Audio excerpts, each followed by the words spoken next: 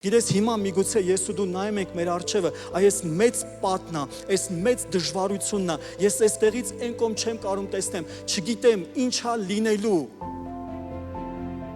Գիտես միգուցե մի հատ պտտվենք ու հիշենք ինչ մեծ Աստված ունենք։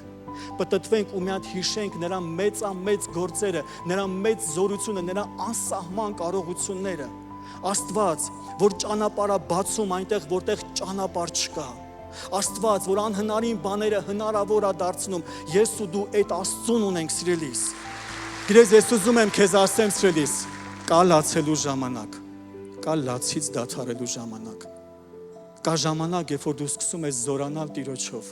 հիշում ես այն Տիրոջը,